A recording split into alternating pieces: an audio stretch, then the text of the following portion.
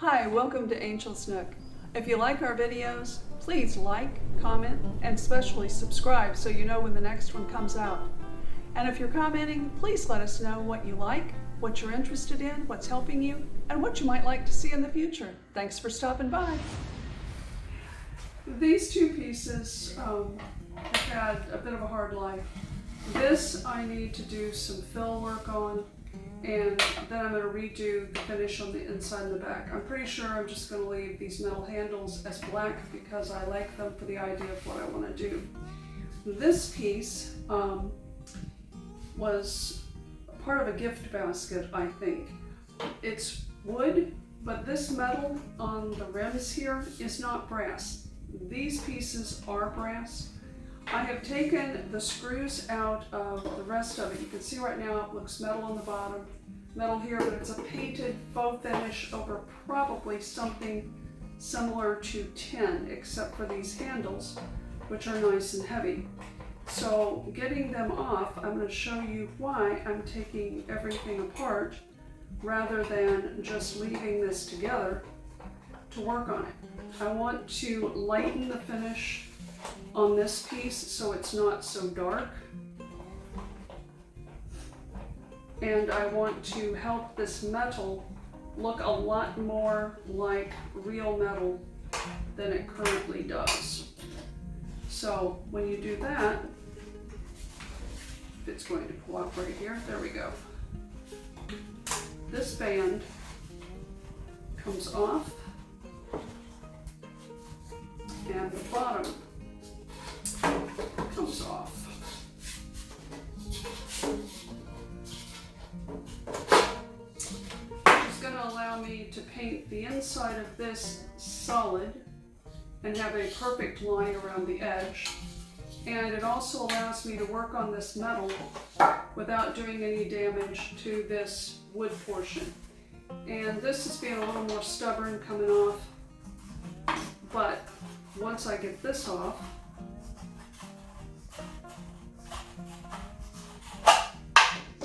now I've just got the wood to deal with any stain that I want to put on it.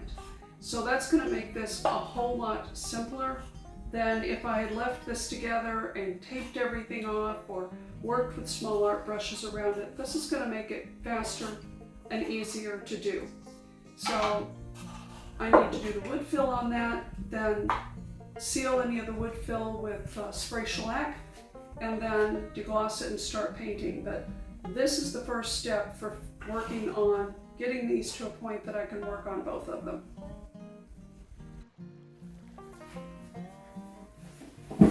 I know that I want to lighten the outside of this and lighten the inside.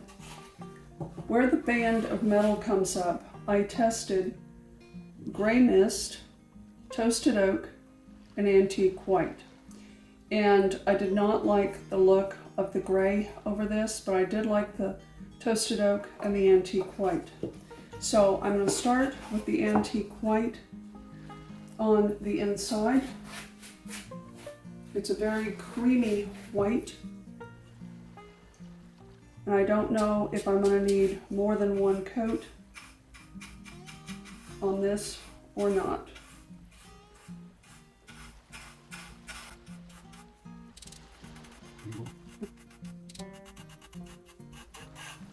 This is very dry, so I'm not going to go all the way around it before I wipe back.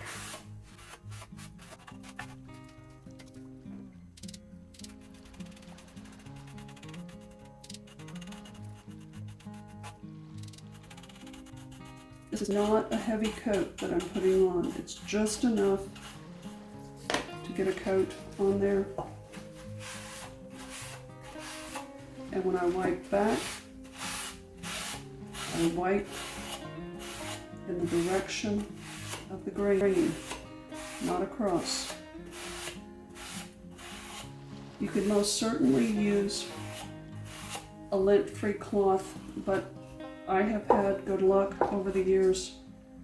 As long as you're doing it immediately, with paper towels.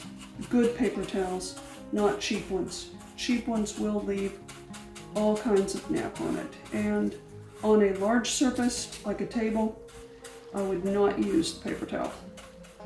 I would use old pieces of old t-shirt,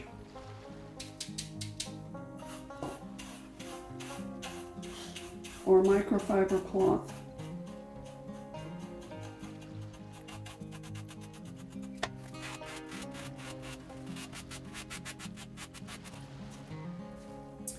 I'll fix that in a minute where my fingers grabbed hold of it.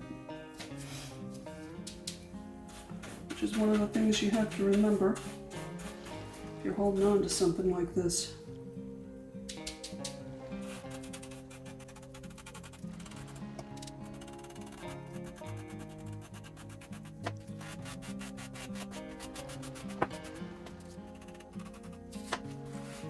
Because that's soaking into the wood, I added just a little bit back on there so that I could blend that out. I didn't get any more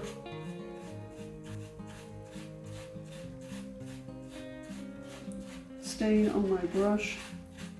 That was wanting to do a thick and thin, so I'm using the gel that is on the brush to fix that.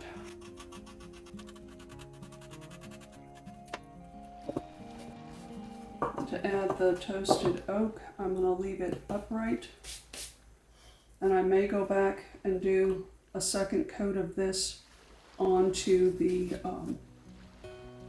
inside. I'm not sure.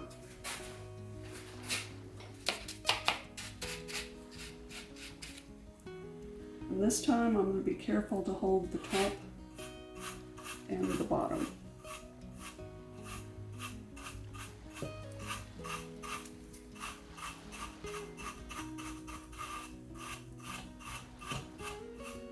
This little beveled edge will never be seen.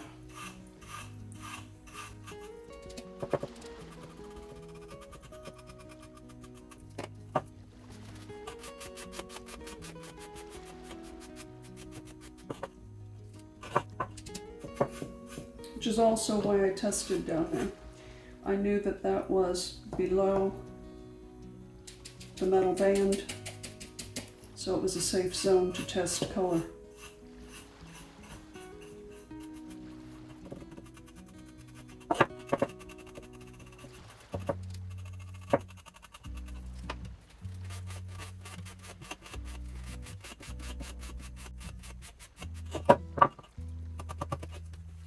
And I don't have to do the top edge because the metal band will be on that as well.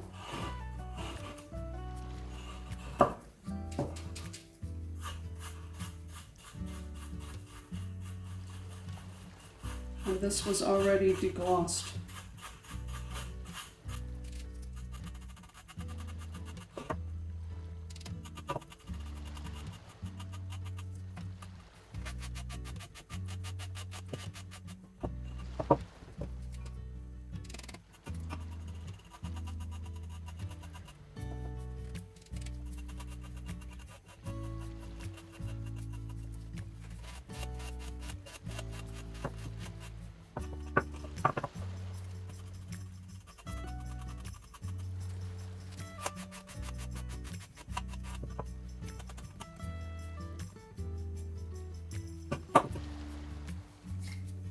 Right here did not take it as heavily, so while it's wet, I'm going to give it just a little bit more there.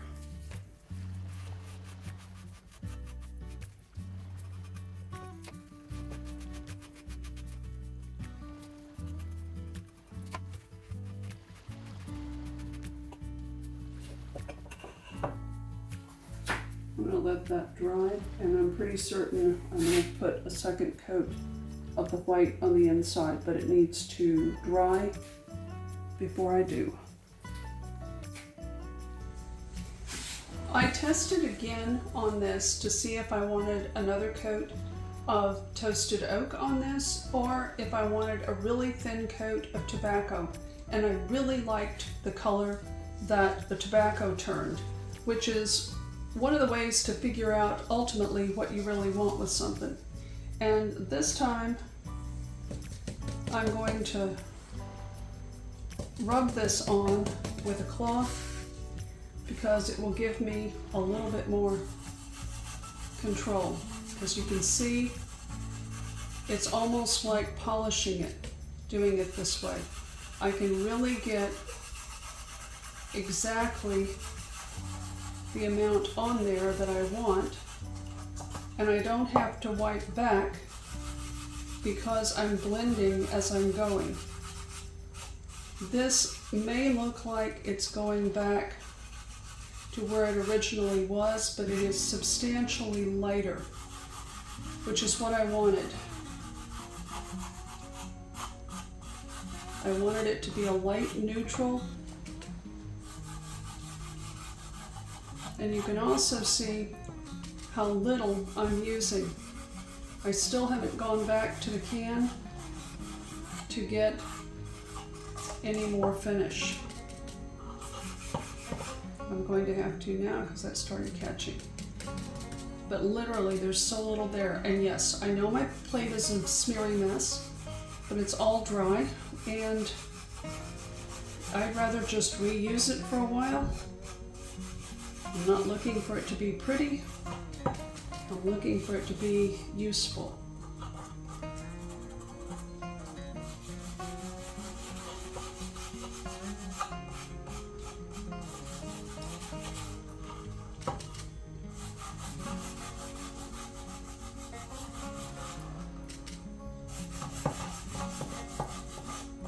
And this is one of the things about layering stain instead of just mixing a new color. You get more subtle nuances in color by layering than you do by just mixing a new color. But mixing a new color is fine for a lot of things as well. But especially if you're not quite sure the shade you want, this gives you more options.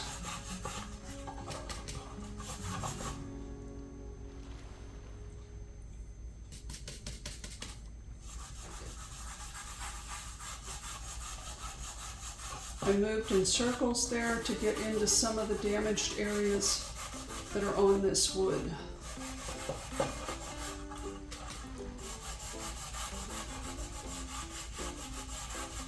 And I did not apply this heavy, the toasted oak, to start with, because I did not want this to look like a painted surface. I wanted to see that there was wood here.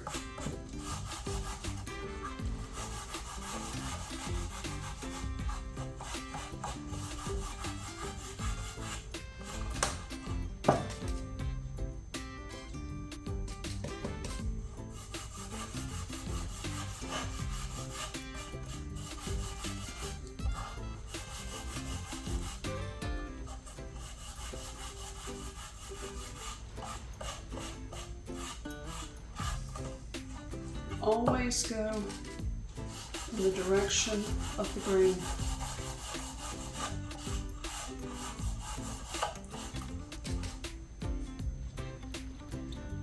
There's just next to nothing on my fingertips there.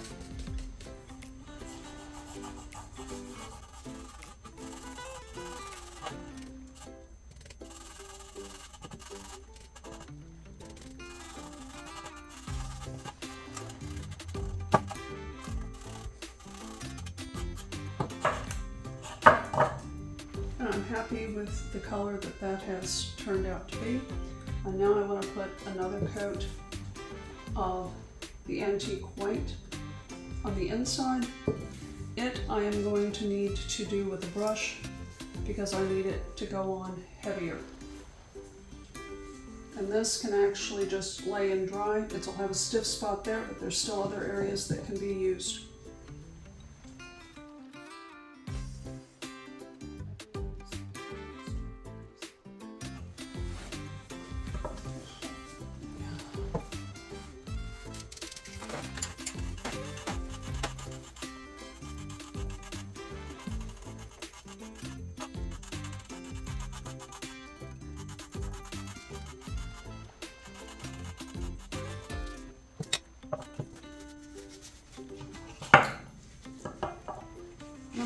use a very light touch pulling this back, which is also why I painted in the direction of the grain.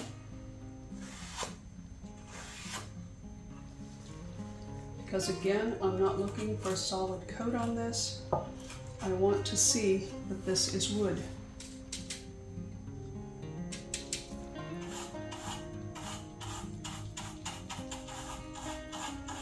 If I had put pressure as I wiped that back, I would have pulled it all right back off again, or the majority of it, which is not what I wanted.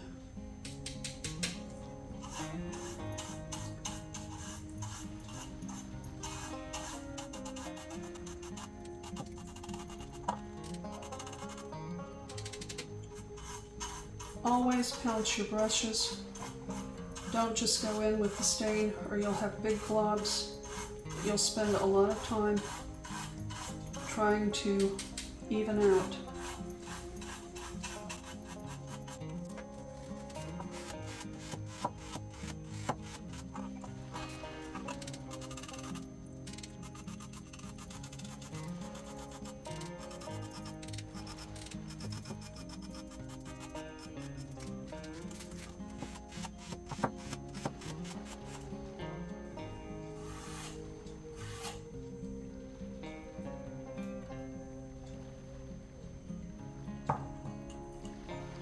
And that needs to dry. I absolutely love the layer of toasted oak and tobacco over the outside of this, but I am not loving how the inside is looking compared to the outside. And I've already painted the base of this when the metal goes back on, solid almond. So I've made the choice that I'm not going to leave it like this. I'm going to paint it with almond on these sides, the inside here too. I think it's going to give a much nicer look, because the outside of this right now is not looking rustic.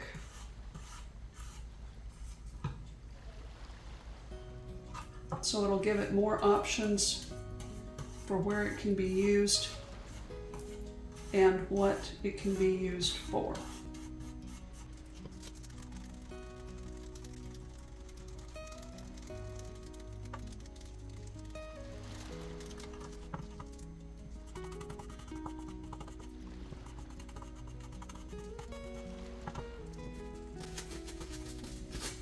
I'm wiping because I want to make sure I do not get the paint up onto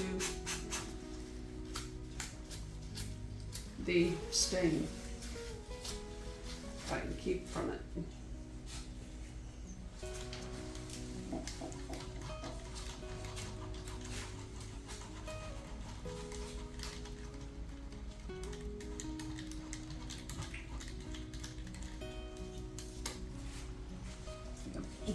I do need some water. Here, I've got a napkin, paper towel rather.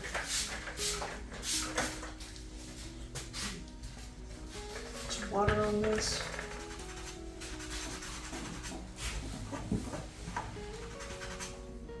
That should be below the metal. But I'd rather wipe it than have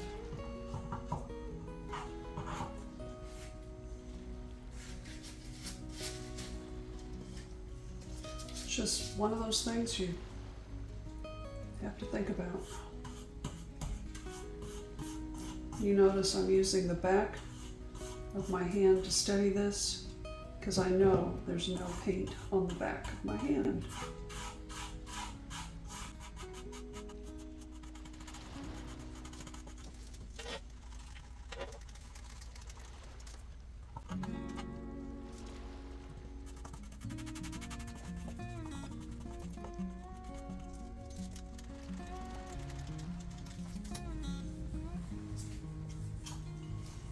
Let that dry. And off camera, I will put a second coat on it because it's definitely going to need one.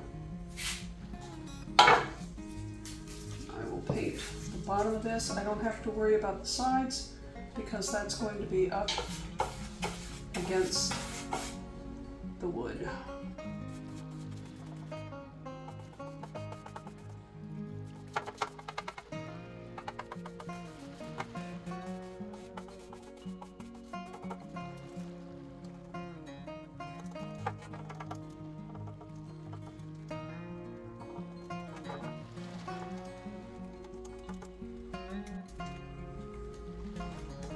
Paint can try to lift off of metal while you're rolling it, so if the direction you're rolling starts to lift it, go the opposite direction and lighten your roll.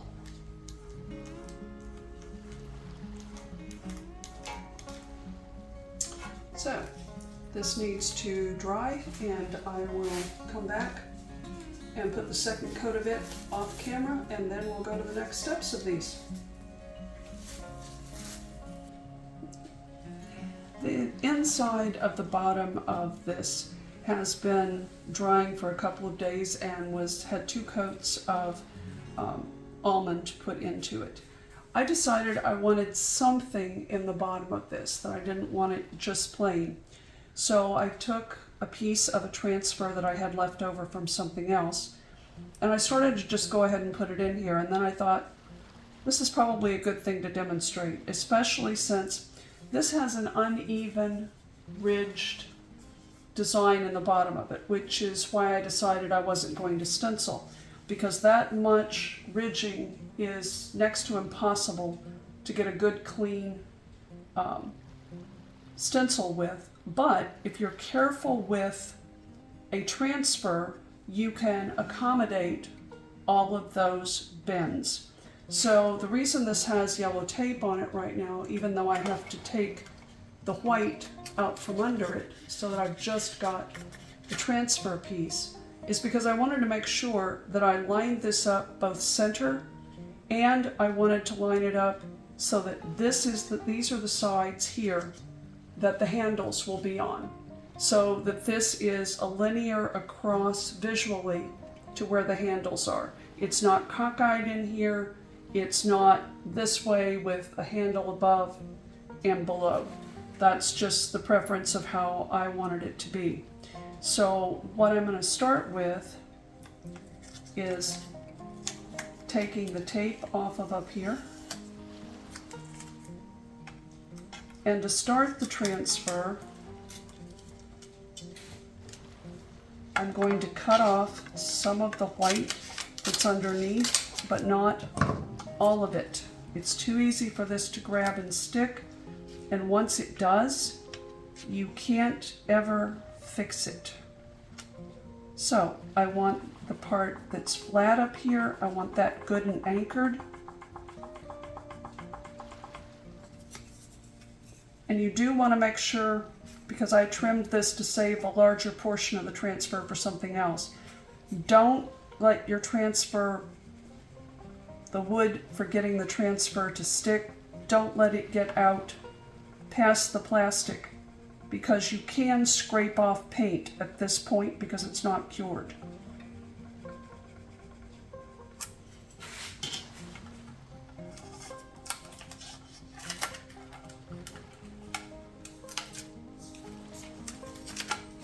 And because this has ridges, I'm lifting the whole thing up. I want to press it into that ridge. Come across a little bit at a time. There's another ridge. I want it down in it.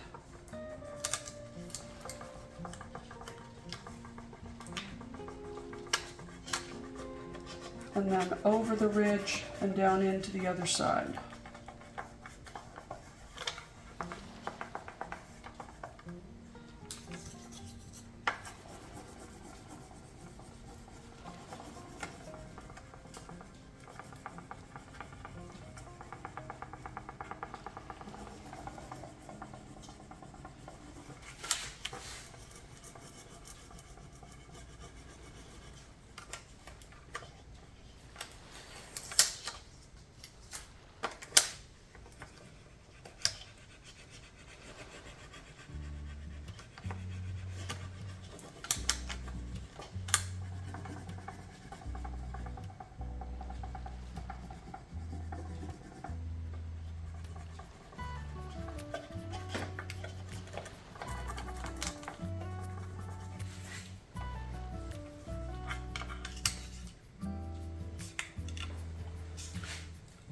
gently lift up.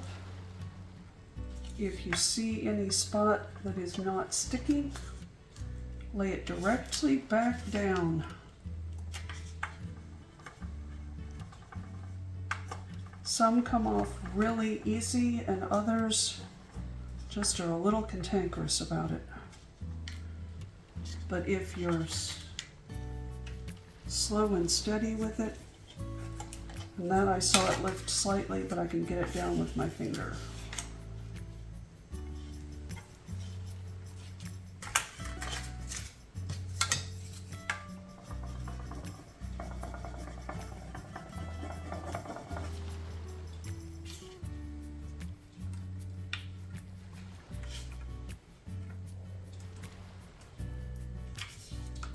It's never the quick rip it off that you often see in tutorials. They very rarely come off that easily. Sometimes it's what the surface you're adding them to, and sometimes it's the way the stencil was stored before it was shipped to you. There's all kinds of things that can affect how this decides to work. But there, I could not have gotten a perfect smooth, unbroken edge with a stencil, but I have, this is following all of those ridges, but it's left it in perfect shape. No breaks, no tears, it looks great. And adds just a little something when you peek into this when it's all done.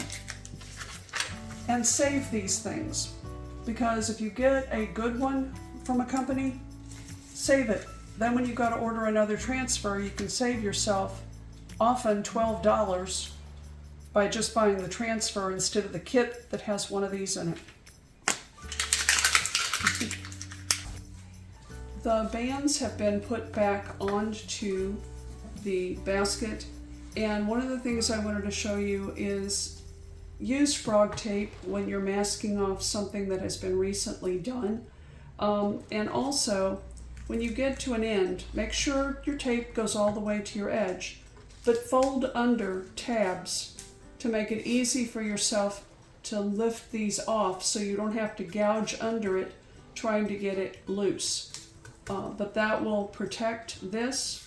Run a damp paper towel along this to activate the seal, and then you are ready to work on it. And actually that's one of the things I hadn't done with this yet.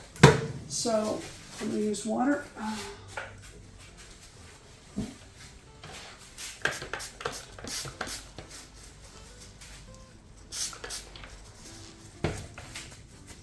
And this is damp, but it is not drippy.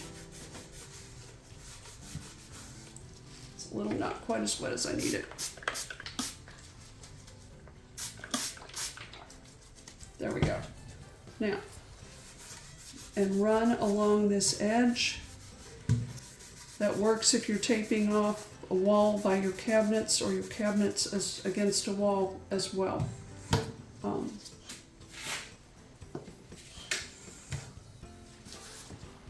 And what I'm going to be adding to this, to the metal, is I'm going to be adding copper. And usually with copper, what happens is if you do a light coat over a color like this, parts of it will pop out as copper, and parts of it just enhance a brushed brass look. This was totally faux painted by the company that manufactured this,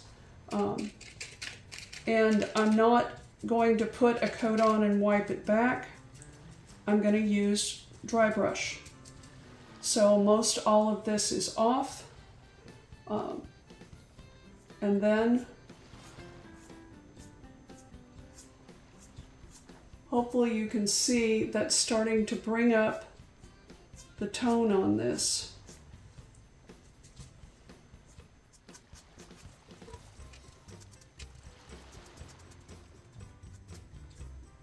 I pounced that screw to get some finish in it, and then went across it so that it's not emphasized, but it got finished too. And that's another reason why I wanted the screws back in. I didn't want to have to touch them up after I had completely done this.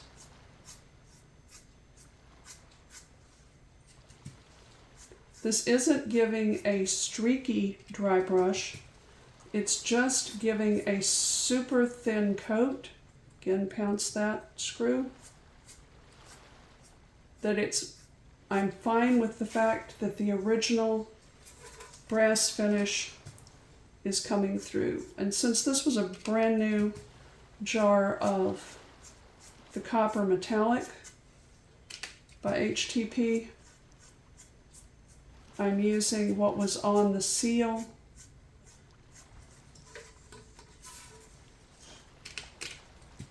instead of dipping into the jar.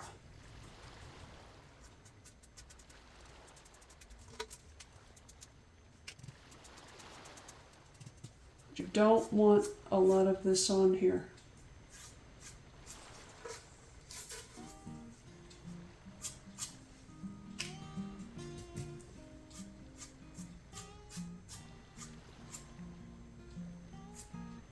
And now I'm back to where I started, and I can start the bottom.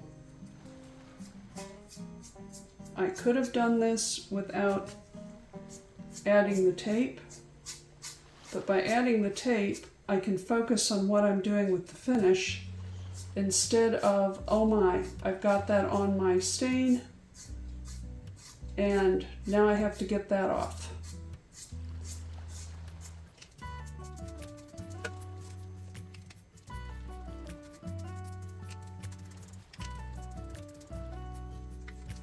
I'm trying to catch just with the tip of my finger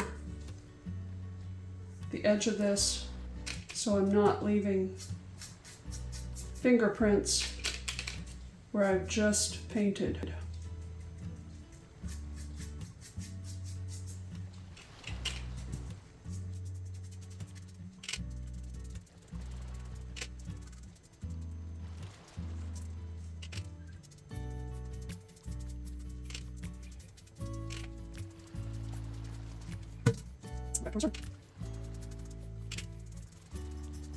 Be sure to blend those start and stop points or you will have lap lines. And the last thing I need to do is use the side of my brush to get this upper rim.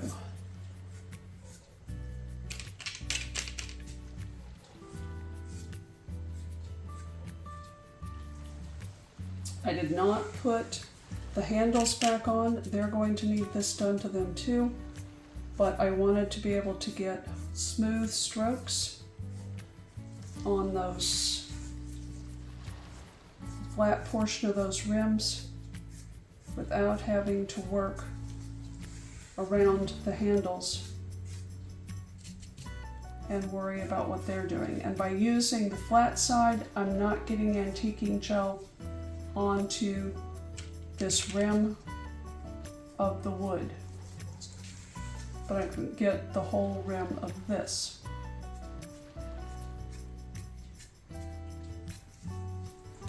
Then check it.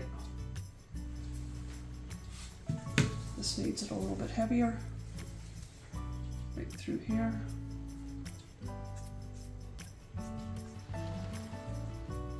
And right here.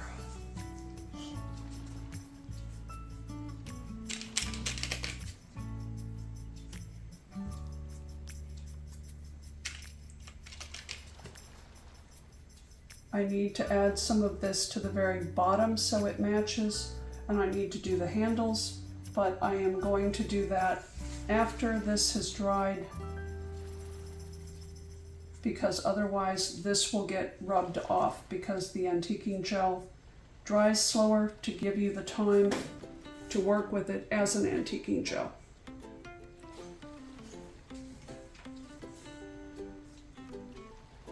The copper finish is very pretty, and if I pulled back the tape, it would go well with the wood. But since the handles are going to get wear, this is going to get wear.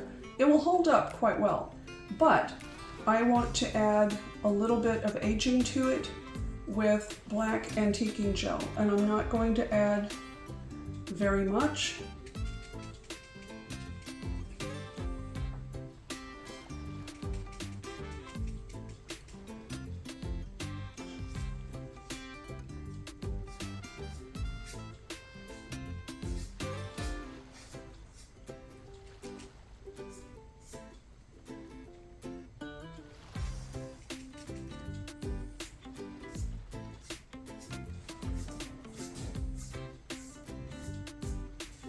It's very subtle, and I think it's going to have to be really tight close-ups for you to see what this is doing.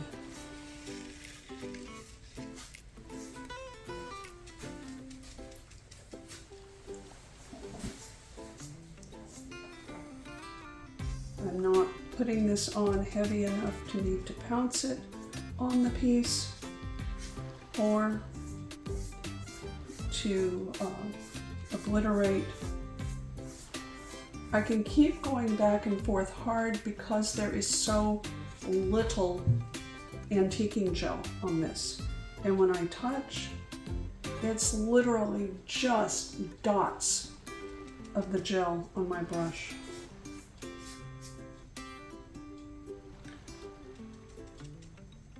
And if I don't get any on it, I go back.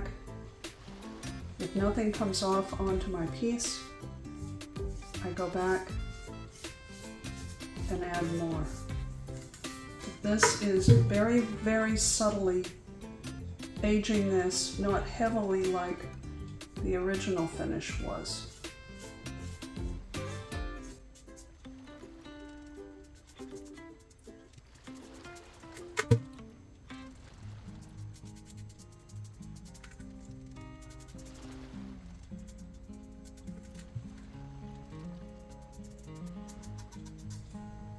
I'm pulling this way on this because if I go this way across this seam, I'm going to get a really nasty black line where that overlaps. And I don't want that.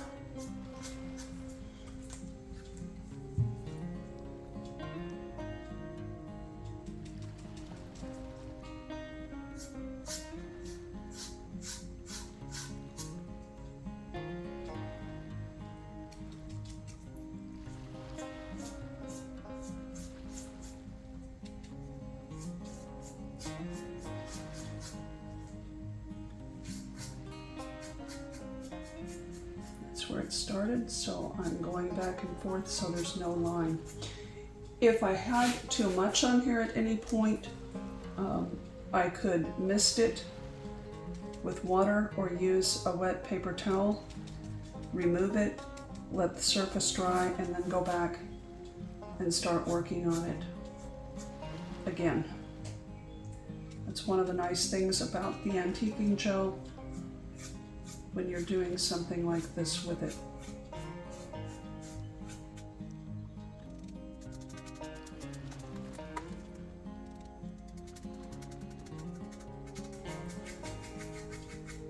That got a little bit heavy there, and by continuing to brush it, I can blend it out. When the antiquing gel is put on this thin, it dries very quickly to the touch, but it's still not completely dry.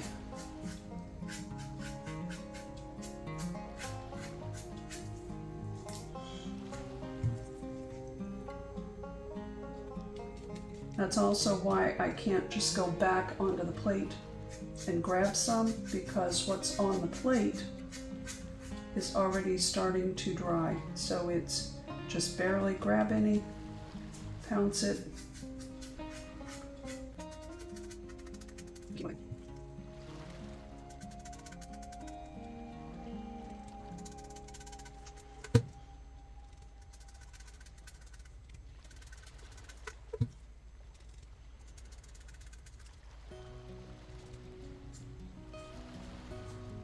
Again, with that seam, I'm pulling away from it.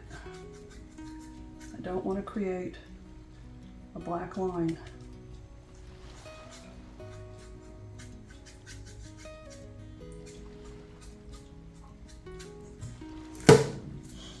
Now I need to go around the very top.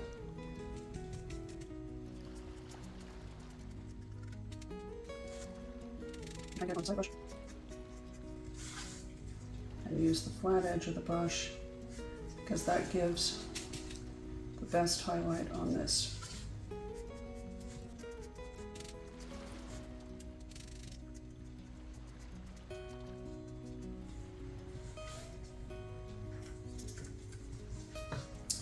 Check it to see if there's any low spots, and nope, this is looking good. The handles still need their second coat of copper, and then they'll have the black antiquing gel put on them as well. This has dried with one coat to a very nice brushed brass finish, but it's not what I want. I want a little bit more copper to this. So I'm going to be adding a second coat to it.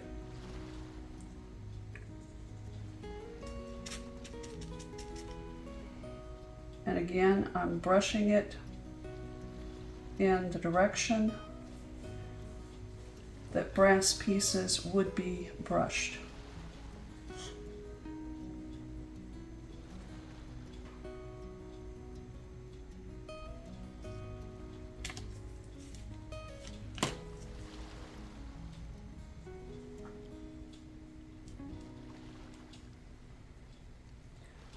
This is bringing it to the same amount of finish that the bands on this had.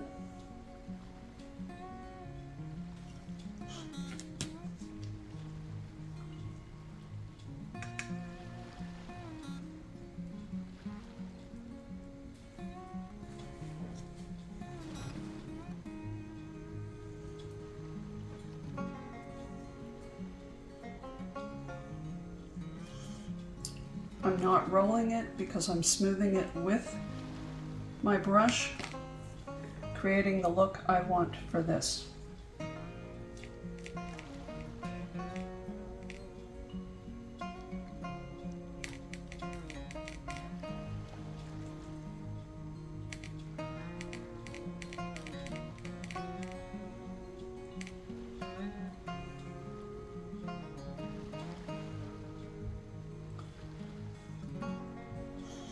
Once this dries, I will flip it over and do the other side. Then it will be ready for me to attach it to the basket and do the black antiquing on it. Off camera, I have added the negative version of the birds onto the outside of this. It's a little too bright for this piece. So I'm going to use a little bit of the tobacco to tone it down. And it won't take very much at all. And I want next to nothing on my finger, so it's almost dry. Just, hopefully you can see what that's doing.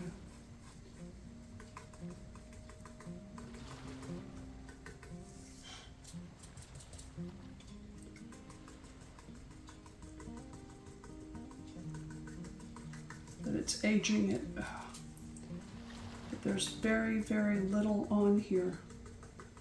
Some of the white is still coming through completely.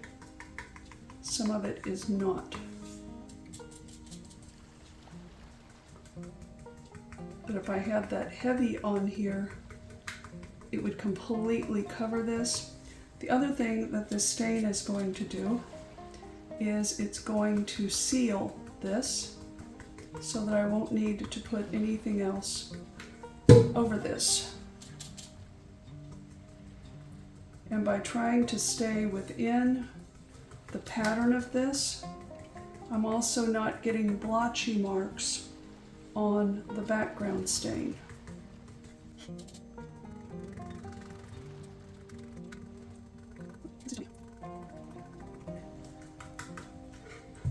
And if you look at this side now versus the brightness of this side, you can see that it softened it, but it did not get rid of the pattern. It just made it look like it belonged as a part of this piece.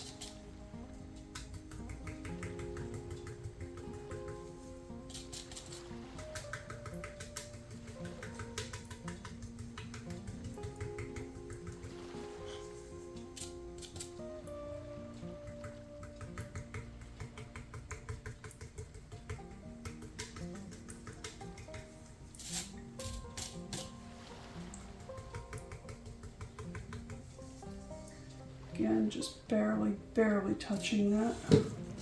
Now I'm going to get almost all of it off.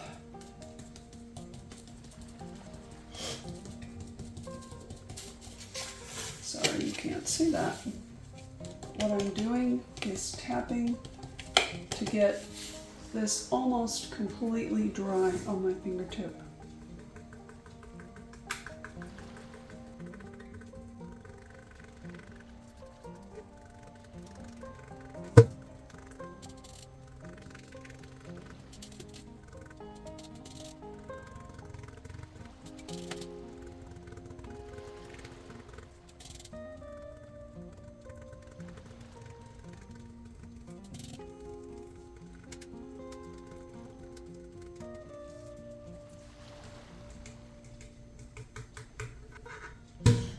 And that's a softer look for that.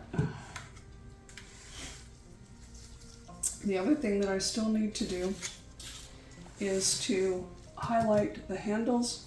They've got 2 coats of copper metallic on them.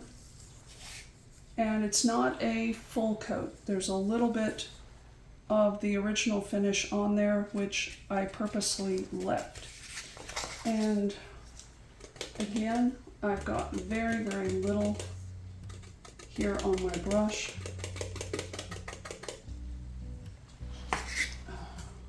I didn't paint these before doing the birds because I needed something to hold on to. So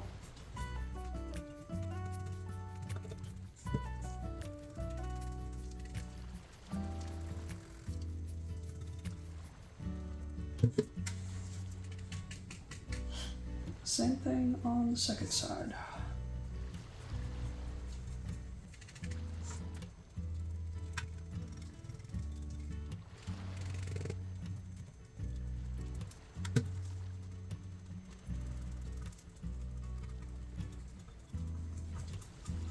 By having your brush really dry, it gives a worn look rather than a fake distress.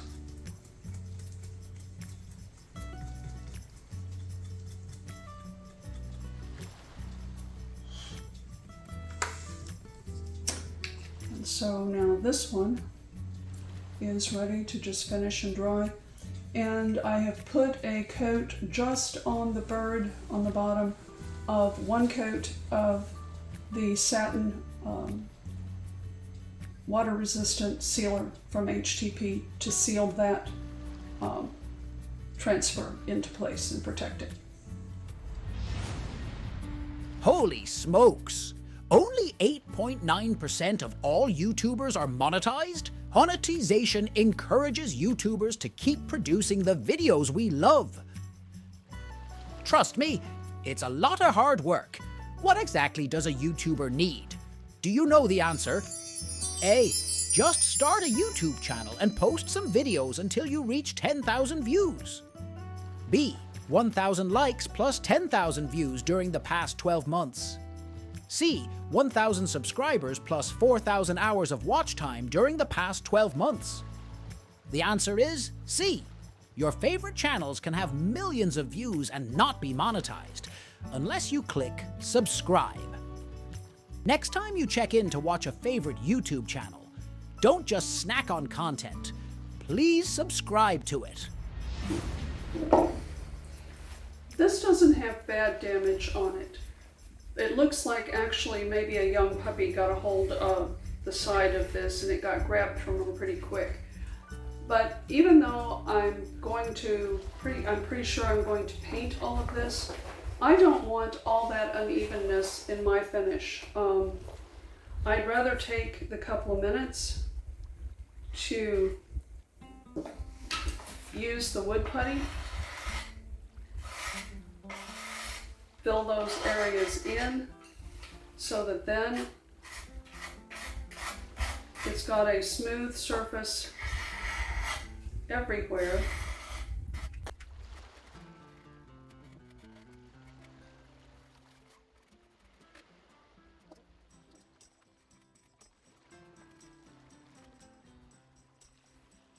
It's not a lot, but to me it's enough to make this look like a nice finished piece when you're done, rather than the fact that there was damage to it that wasn't corrected. So I'll let this dry, do a little bit of sanding on it to smooth it, seal it, and it'll be ready to paint. This is dried, and the edge of this is one of the times that a sanding block where that you've used carpenter's tape to stick sandpaper onto the block of wood is really your friend, because you can stay flat on this edge and not do any curving. This is 220 grit.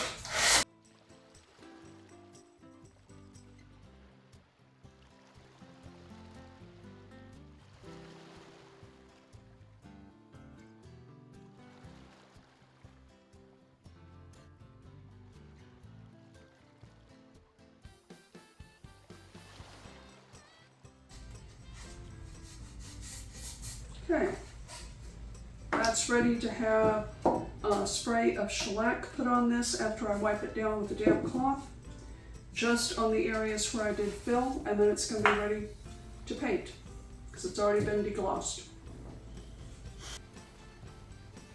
If I have a lot of areas to apply shellac to, because there's been a lot of wood fill in different areas, I prefer to apply the shellac directly out of the can with a brush.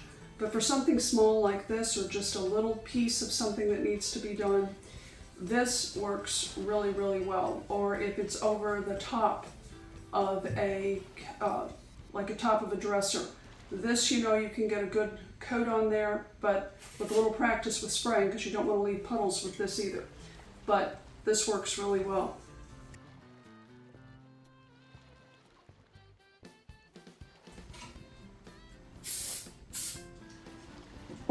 And this that you see me using all the time is a silicone mat from HTP. They're very handy and very helpful. Mom, get in there.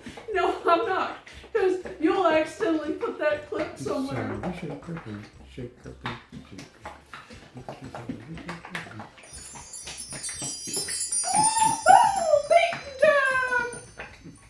This was deglossed off camera and before the wood putty was put in. One of the things you have to remember, if you have to do any wood putty repairs, either degloss your piece before that you add the wood putty, or wait until after the wood putty has been sealed with shellac and then degloss. If you degloss first, do your wood putty, then shellac, it's fine. The paint adheres very well to the shellac. It's not a super thick coat and it will go right over it and stick. So just remember, don't degloss over wood putty that's not been sealed. On the inside of this, I'm going to do the color Almond. And I'm hoping that I get 2 coats with it, but I'm not sure that's going to happen because of all these little tight spaces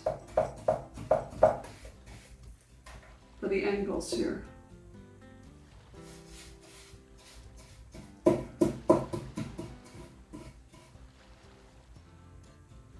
The top edge is going to match the inside, and my plan right now is that that will be Woodlands.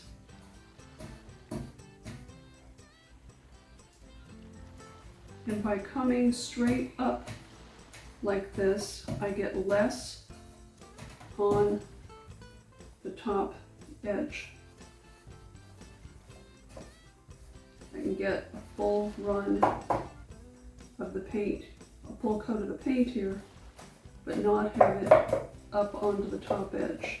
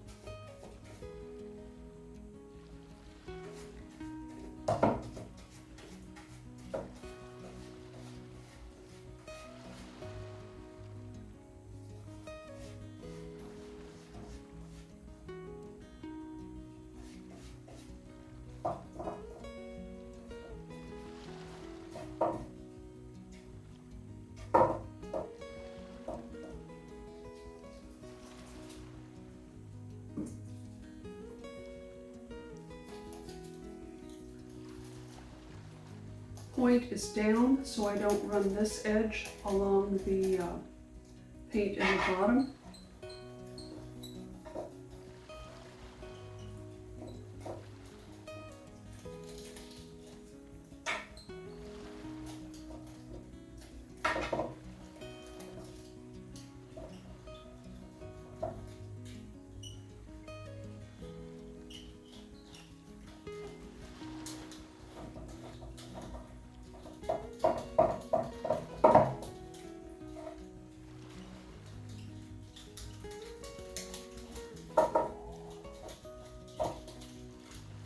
Starts to lift, roll the other direction. The first rolls are across your brush strokes, just firmly enough to blend them, but not hard like walls. And your remaining rolls are just enough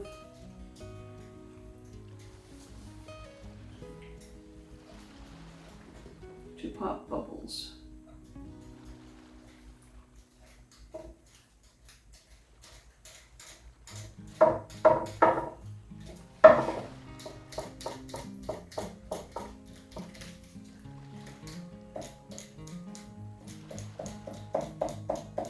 The roller can stipple just like the true applicator, depending on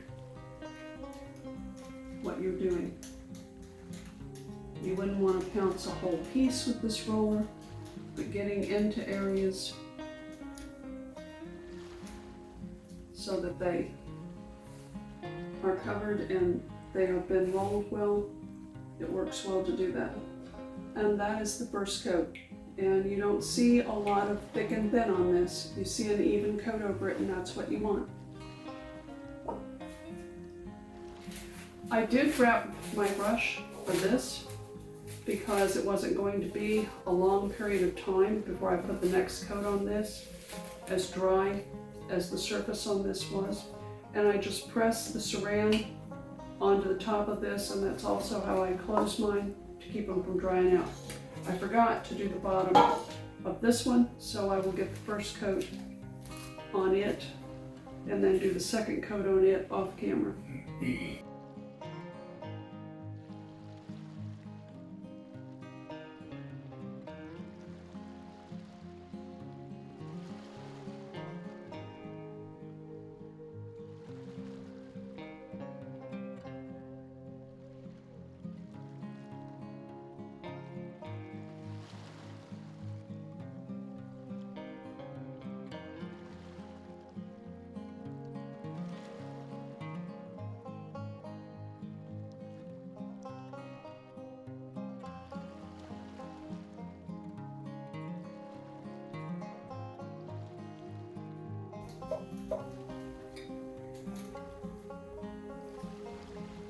It looks like 2 coats is going to do that, no problem. I'm going to be using weathered wood antiquing gel to put a stencil in this. I really liked how it gave a very light stencil in something else that I worked on earlier. So I'm going to use the sponge again, and because the antiquing gel is thinner and more runny than paint, I am going to use a paper towel to pounce it off. And I've got tape to help hold this down for me. And you want to be really careful that you don't go off the edges.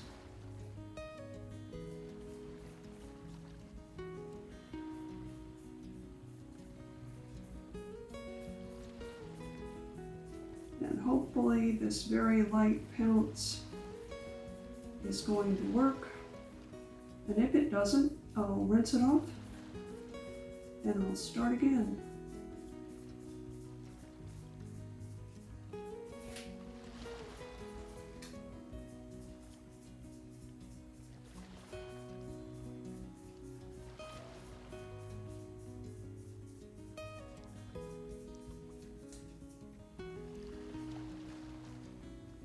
And notice that my hand keeps moving to help keep this from lifting very far.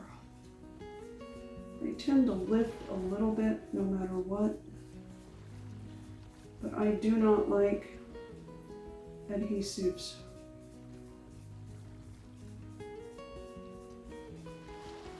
They can take away the sharpness of the pattern, and they tend to grab paint, making them harder to clean up.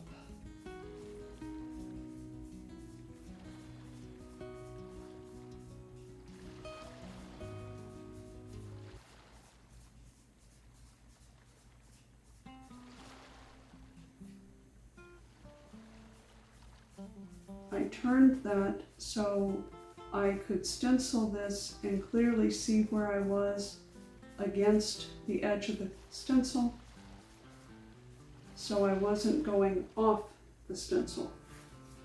And I'm going to rotate it again for the same reason, to get into this bottom corner.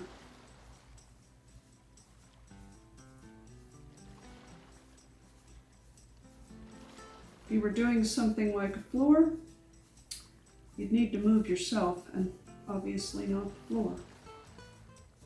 Looking at things at different angles can help you see exactly what you're getting and what you are missing. I want to get the edges done, then it's not going to matter if I have paint on my glove, because I'll be in the center.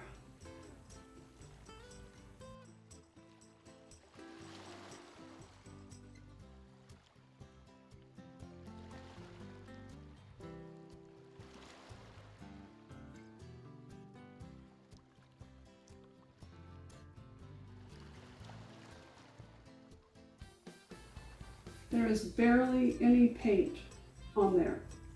It's been pounced into the sponge, but it's not heavy with paint. In this case, antiquing gel.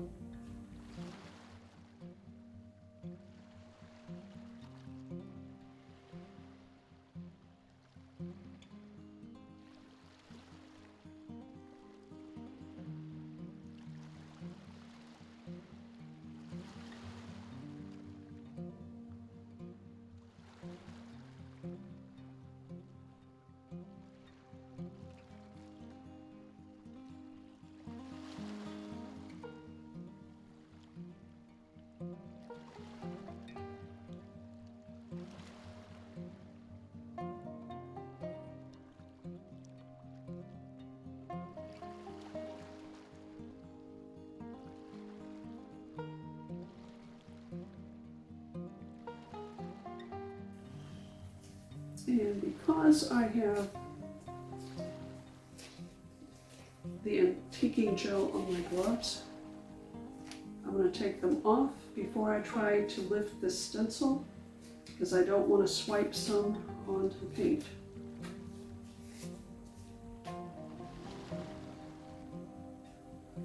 And hopefully,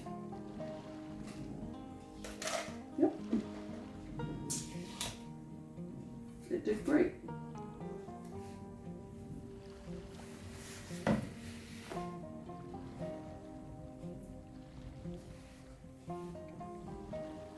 And so now, if this is set up on a shelf or whatever, it's got something else interesting besides just the almond colored interior. Oh, and in another video, I showed doing it, but the fastest way to clean these things, don't get it near anything you have painted with HTP, but the fastest way to clean a stencil is to spray it with Dawn Power Wash and rinse it.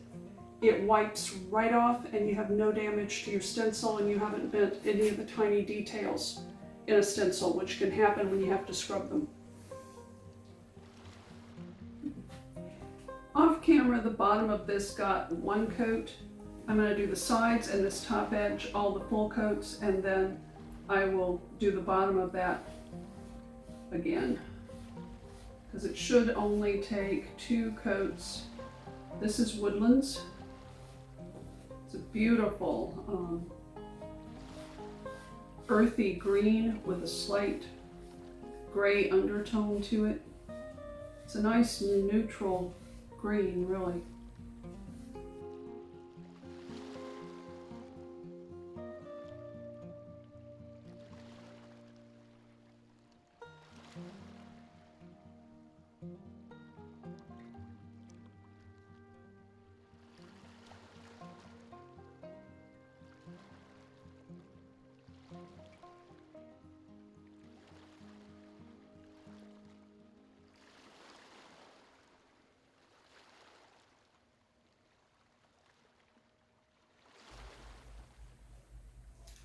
There's no highs and lows on this. You can't see the original finish through it. This is how a good first coat should look.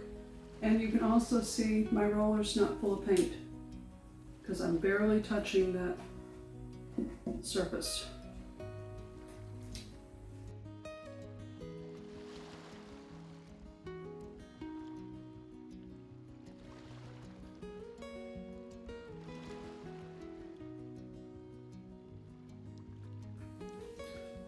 Back and double check so you don't discover later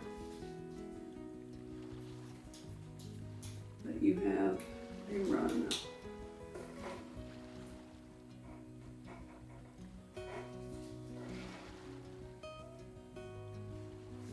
Picked up something off the surface of the table.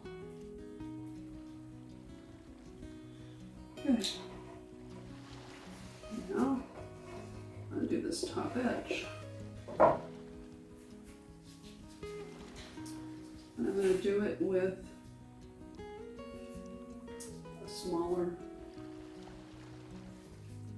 brush, because I don't want to get down into the inside of this.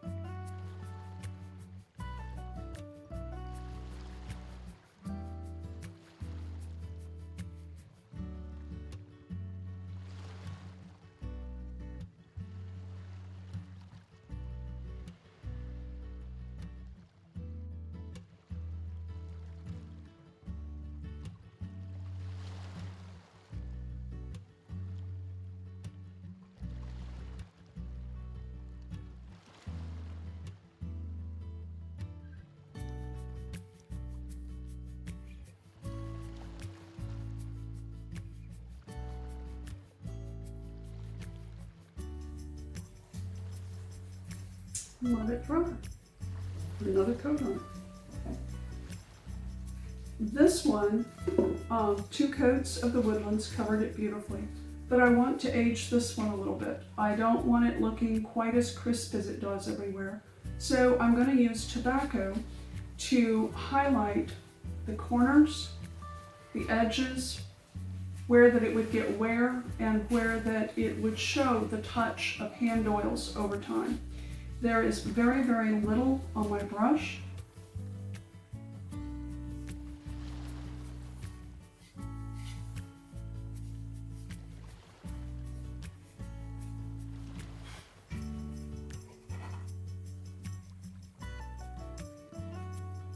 Start where you want most of it to show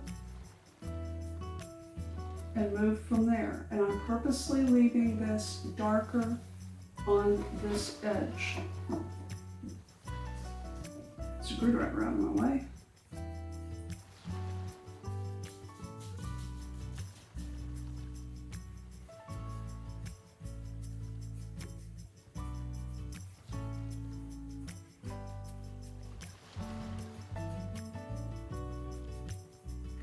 As you see how the brush is depositing for you, use that to your advantage.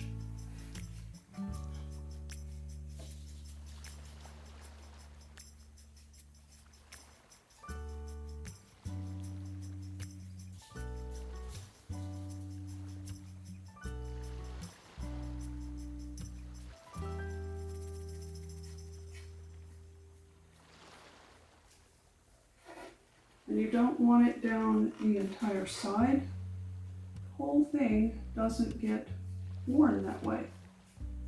It's the edges where it's picked up.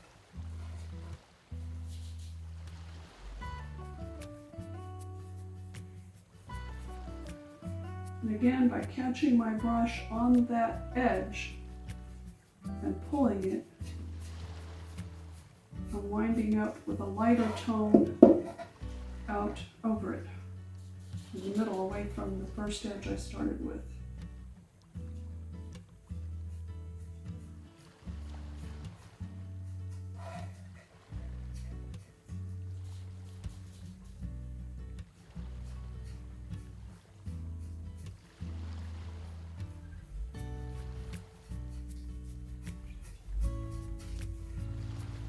Back to this.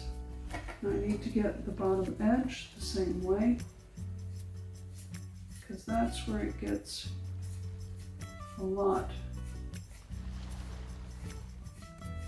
wear and tear. And by rubbing onto that and blending it, now that looks like a little bit of a chip in the finish there, which gives it the aged look I'm going for.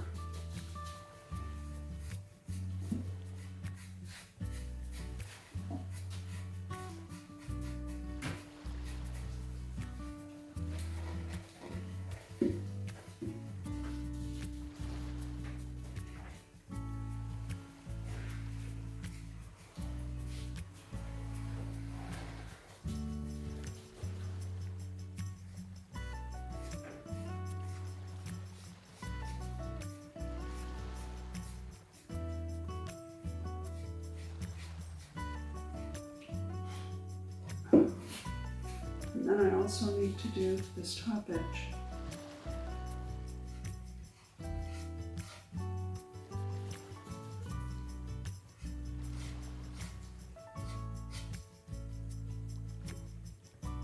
I need to get it up on the flat side of my brush. But even there, I'm tapping as much off as I can.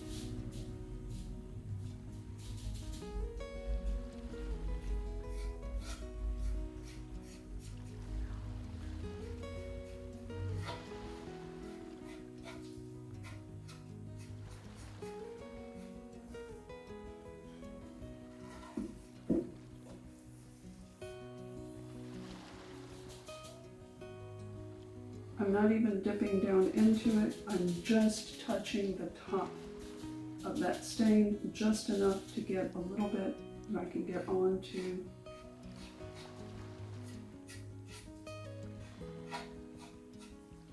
the brush. Now,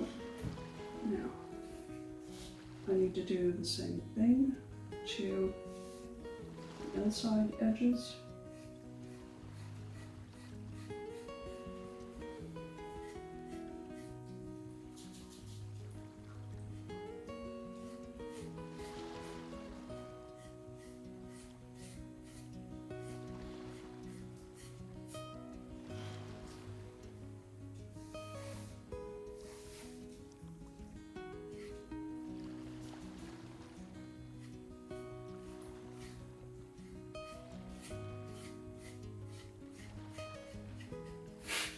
I know I've got a heavier one right there. I'm going to wait and blend that in a minute when this has less paint on it.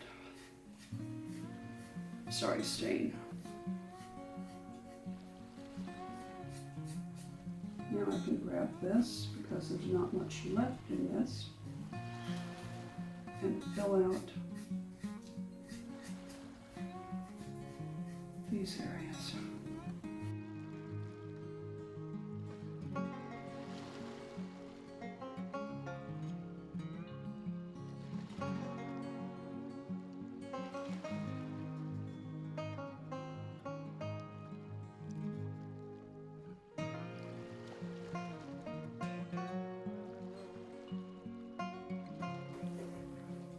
And this is now ready to have the handles put back on it, and I'm not going to do anything to the black handles that came with this because they've got just enough wear on them to fit back perfectly with what I've done to this now. In the process of doing this, my plan for it changed because I had originally thought on this one that doing a stain on the inside of the antique white was going to work and give me what I wanted, and I thought a gray stain on the outside of this was what I wanted. But when I saw it over the wood, I didn't like it, and I didn't want to paint it and redo it that way because there's a really nice fine grain in the slats that this was made out of. So by painting it completely inside with 2 coats of almond, and then adding the bird as a nice surprise when you come up to it, and adding the birds on the outside, it's got more interest to it. It may not look like it on camera, but there is a huge difference in the finish of this from where it started, and even these pieces, than where they are now. They're much warmer, they're not, this actually looks much more like metal than it originally did. And on this one, none of the repairs from the chips are visible. And it's a neutral, soft green with some gray undertone in it that can go pretty comfortably in either warm or cool colors. It also has something of interest now on the inside, and by very, very lightly adding some distress with the tobacco, it now has some age to it that you wouldn't have seen before, but makes it look like it might be a piece that's been around for a very, very long time. So it's not a bad thing if in the middle of your project you realize this is not really looking the way I want. It's just paint, it's just stain, and it's just your time. So be creative with what you're working on and enjoy it. And please give us a like, and especially a subscribe. It costs you nothing, but it really helps us to get this channel going and to get some support for us. It's the best thank you you can give us.